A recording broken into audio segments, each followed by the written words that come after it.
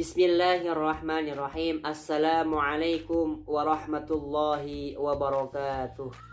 Bismillah, alhamdulillah, wassalatu wassalamu ala rasulillah wa ala alihi wa sahbihi wa man walah. La hawla wa la quwwata illa billah, amma ba'du. Bagaimana kabarnya anak-anak hari ini? Semoga semuanya sehat walafiat dan senantiasa dalam lindungan Allah subhanahu wa ta'ala.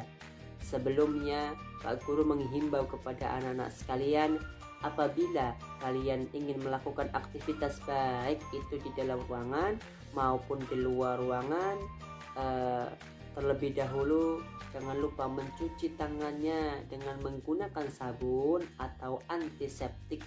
Agar kenapa? Agar kita semua terhindar dari virus yang melanda saat ini, yaitu virus COVID-19 atau biasanya kita menyebutnya dengan sebutan virus corona.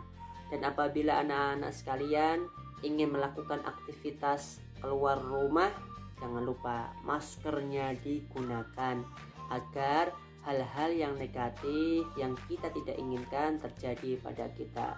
Apalagi di masa sekarang ini, masa-masa pandemi virus yang melanda dunia ini. Maka daripada itu kita pandai-pandai dalam menjaga diri kita.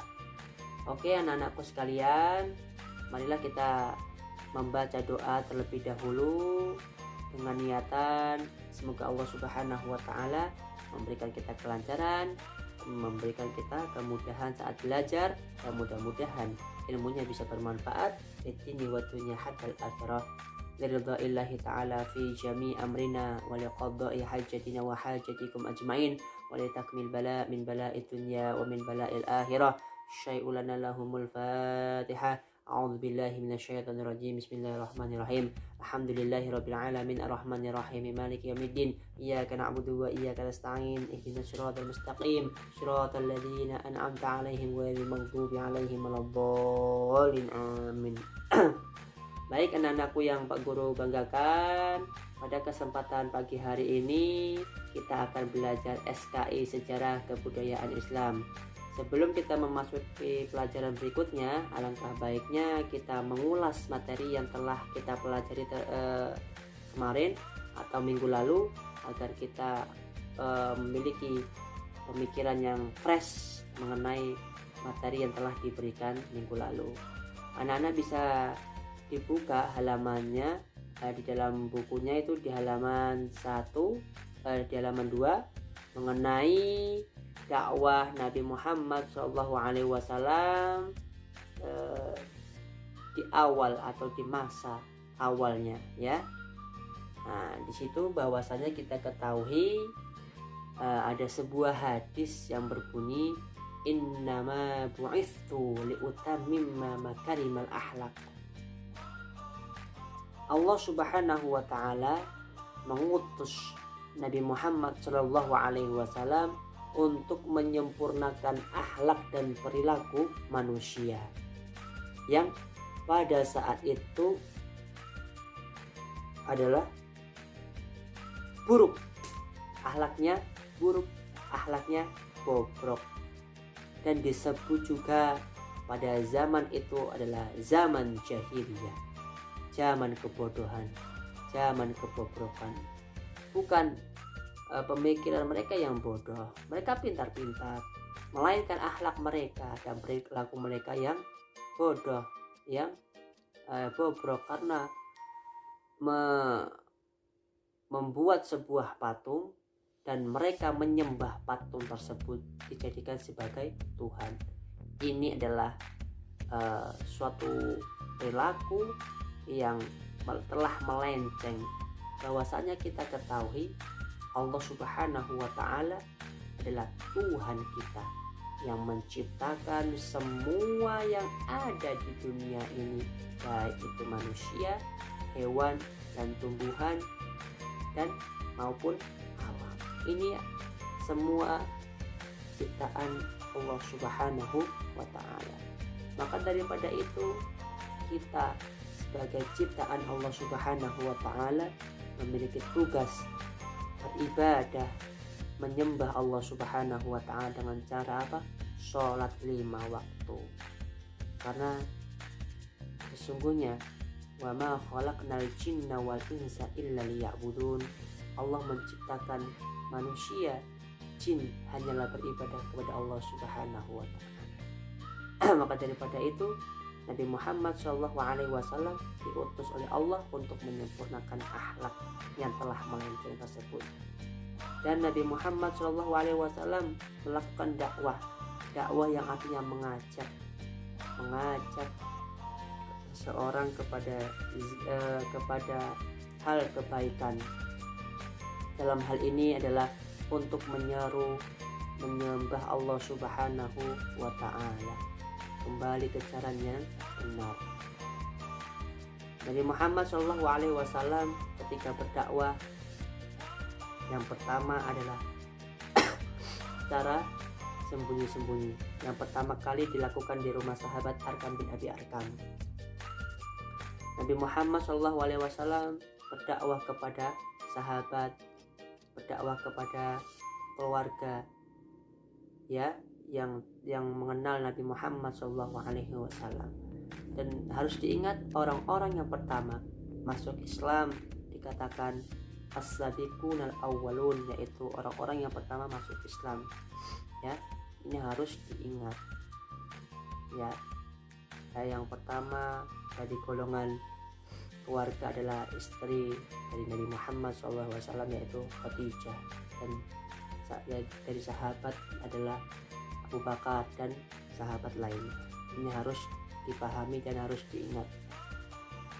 Ketika Nabi Muhammad SAW melakukan dakwah secara sembunyi-sembunyi kurang lebih selama 3 tahun lebih. Kenapa Nabi Muhammad SAW melakukan dakwah secara sembunyi-sembunyi? Agar masyarakat jahiliyah pada saat itu tidak berpikiran tradisi-tradisinya mereka akan diubah oleh Nabi Muhammad SAW. Tradisi yang melenceng, misalkan saja adalah membunuh bayi perempuan yang baru lahir.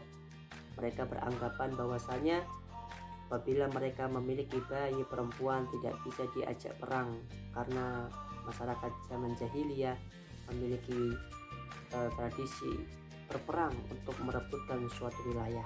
Maka daripada itu, apabila mereka memiliki anak perempuan langsung dibunuh, kalau tidak dibunuh langsung dikubur hidup-hidup, karena mereka malu dan beranggapan tidak bisa diajak perang. Ini harus diluruskan oleh Nabi Muhammad SAW dengan cara berdakwah. Secara Nabi Muhammad SAW telah melakukan dakwahnya secara sembunyi-sembunyi, kemudian turunlah perintah Allah Subhanahu wa taala yang berbunyi fasta' bima tu'maru wa a'rid 'anil musyrikin, yang artinya maka sampaikan Muhammad secara terang-terangan segala apa yang diperintahkan kepadamu dan berpalinglah dari orang-orang yang musyrik, orang-orang yang menyekutukan Allah Subhanahu wa taala. Ketika ayat ini turun, maka otomatis Nabi Muhammad SAW melakukan dakwahnya secara terang-terangan. Ya, ini harus dipahami. Dan ketika Nabi Muhammad SAW melakukan dakwah, banyak sekali rintangan yang menerpa yang dihadapi oleh Nabi Muhammad SAW. Nabi Muhammad SAW ketika berdakwah menggunakan cara-cara yang ma'ruf, cara-cara yang baik, bagaimana firman Allah Subhanahu wa taala, ud'u ila sabili rabbika bil hikmah wal mau'izatil hasanah wajadilhum billati hiya ahsan. Nabi Muhammad SAW ketika akan berdakwah menggunakan cara-cara yang baik, mau'izatil hasanah wajadilhum billati hiya ahsan, tutur kata yang baik, tutur kata yang lembut.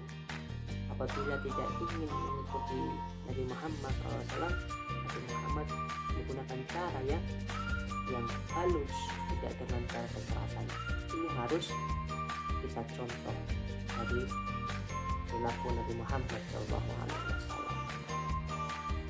Kemudian rintangan, banyak sekali rintangan yang dihadapi oleh Nabi Muhammad SAW dan para sahabat.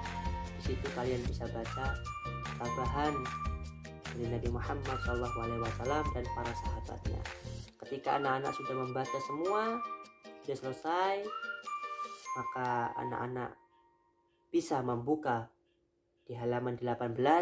Di situ ada soal yang harus dikerjakan, pilihan ganda 5 dan isian 5. Jadi totalnya adalah 10 soal.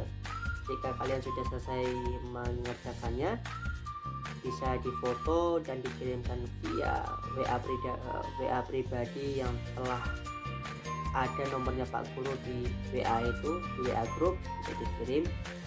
Jangan lupa disertakan nama. Batas terakhir pengumpulan adalah jam 8 malam. Mungkin demikian yang dapat Pak Guru sampaikan. Kurang dan lebihnya mohon dimaafkan. Wallahu muwaffiq ila aqwamit thoriq. Wassalamualaikum warahmatullahi wabarakatuh.